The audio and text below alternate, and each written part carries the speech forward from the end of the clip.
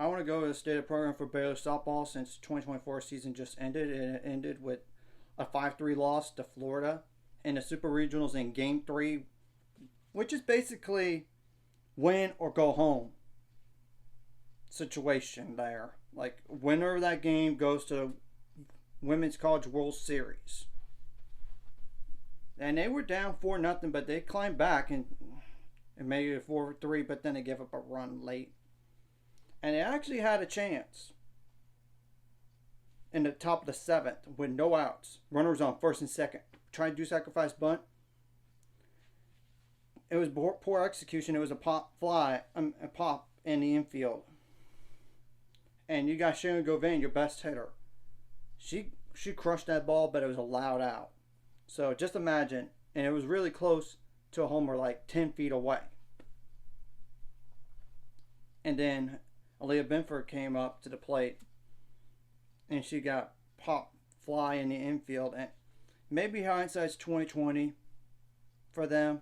Maybe they should have started Aaliyah Benford instead of Riley Crandall. Riley Crandall was struggling early. And if this was only a 2-0 deficit instead of 4-0, then who knows what would have happened. It might have been like a 3-3 ball game, and the game continues. But that's a what if. And who knows about that. But I will say, they fought through injuries this year and a tough schedule as well. I'm not just talking about conference, but in the non-con when you look at it. And 14-13 in the Big 12, when the Big 12 has Texas, Oklahoma, and Oklahoma State as top 5 teams, that's pretty good. And that was like 4th in the conference, and 36-23 was the final record. And I know they could have been better, and they even started 1-8 in the conference, but they didn't quit despite all the injuries and that off the field issue. And if you notice, one player hasn't been playing since like the Missouri game, you know who and who it is right off the bat. She was a center fielder. I'd say that much.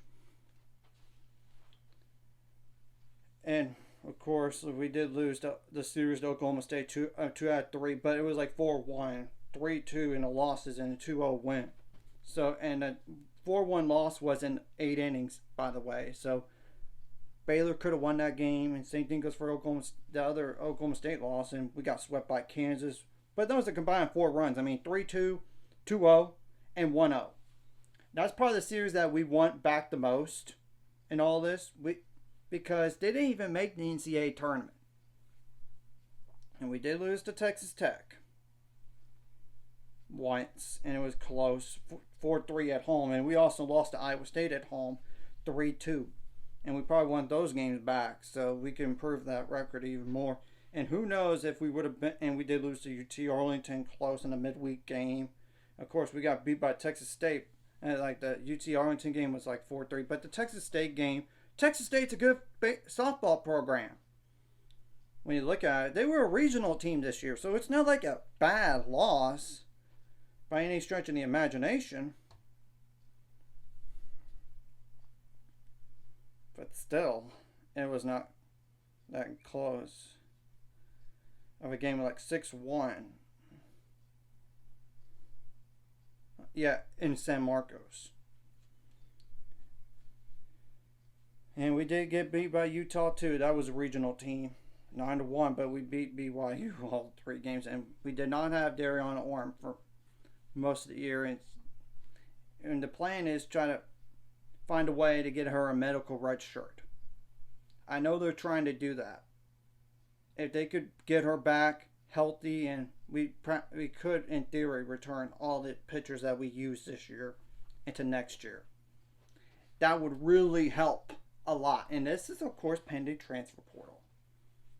And we do have 5 players coming in next year, by the way. And I'll go with like the roster situation as well. And I'm not including that player that hasn't played in a long time either, since she's off that roster.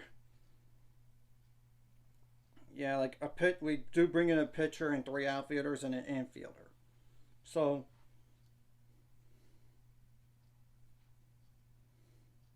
how many seniors do we have? Of course, I know Zaylee Valley, she's done. Anna Watson's definitely done. Cindy Kolyas is definitely done. Emily Hod's definitely done. That's 4 right there. And Taylor Strain does have 1 more year left if she wants to use it. She redshirted her first year at Baylor, so she does have that 1 of those years. We'll see on that, but you get the point. And if Ornt comes back, that'll be helpful and bring all this experience, some of the experience back. Of course, some of the losses like Anna Watson, Cindy Kolyas, Emily Hott, those are bigger losses. I mean, Zayla Valley, she played some. I mean,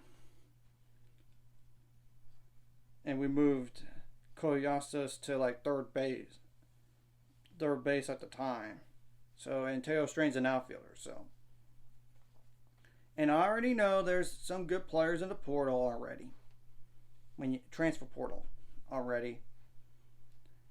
So I would not be shocked if we got some transfers besides some freshmen, because look, you're losing your potentially like Taylor Strain, Anna Watson, and Emily Hott. That's Taylor Strain's only if she decides forget playing again, even though she did redshirt her first year at Baylor. So you get the point. So in total, how many players do come back potentially pending transfer portal? 1, 2, 6, 7, 8, 9, 10, 11, 12, 13, 14, 15, 16, 17. You know, 17 players potentially come back. So so this is potentially like adding 5 more, and that's 22 already pending transfer portal. Though it's not including Dariana Orm. That's a maybe. So that's 23 players, and maybe Taylor Strain, 24. But she was on our NC today, and she has 1 year left. So we'll see what happens from here. But it's good to see progress from last year to this year in terms of the postseason. I know the record was not as good this year compared to last year. However, in terms of postseason, we were just a regional team last year. We made it to Supers, and we almost got to the Women's College World Series. So it's good to see that in its first Super Regional that we've been since 2017.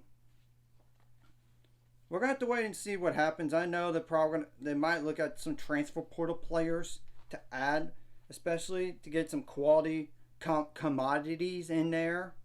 I know Houston lost a few good ones already. I mean, that's the thing.